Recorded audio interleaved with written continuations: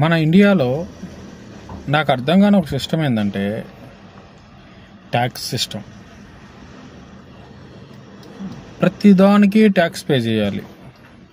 దానివల్ల మనకి ఎటువంటి బెనిఫిట్ ఉండదు. ఎగ్జాంపుల్, ఒక కార్ నేను కొన్నానంటే కొనేటప్పుడు ట్యాక్స్ పే చేయాలి, అమ్మేటప్పుడు ట్యాక్స్ పే చేయాలి. అదేందో నాకు అర్థం కాదు. ట్యాక్స్ ఒకసారి పే చేస్తే సరిపోదా? ఎందుకని ఈ సిస్టమ్ ఇలా ఉంది? అదే వస్తువును అమ్మేటప్పుడు ఎందుకు ట్యాక్స్ పే చేయాలి? మనము కొనేటప్పుడు ట్యాక్స్ పే చేయాలి. సిస్టమ్ ఎప్పుడు మారుతుందో. దానివల్ల ఏమన్నా ప్రజలకి ఏమన్నా బెనిఫిటా అంటే దానివల్ల ఏం పెద్ద బెనిఫిట్ కూడా లేదు. ఆ ట్యాక్స్ వల్ల మనం కట్టుకున్న డబ్బు, మన దగ్గర నుంచి వసూలు చేసిన ఆ ట్యాక్స్ డబ్బులు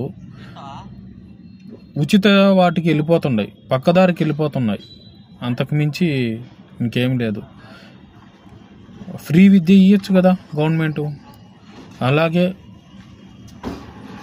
మెడికల్స్ కూడా ఫ్రీగా ప్రొవైడ్ చేయొచ్చు కదా గవర్నమెంటు. ఇవి రెండు తప్ప చాలా ముఖ్యమైన ఇవి రెండు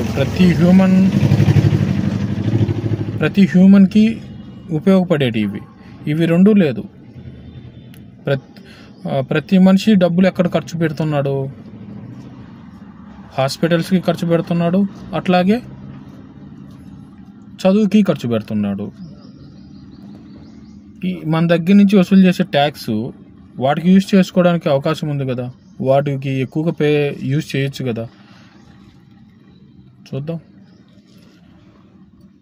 వచ్చే గవర్నమెంట్స్ కూడా ఏమన్నా ఫ్యూచర్లో ఏమన్నా ఇండియా పరిస్థితి మారుతుందేమో. అలాగే ఈ ట్యాక్స్ మీద ఇంకొక వీడియో చేస్తాను.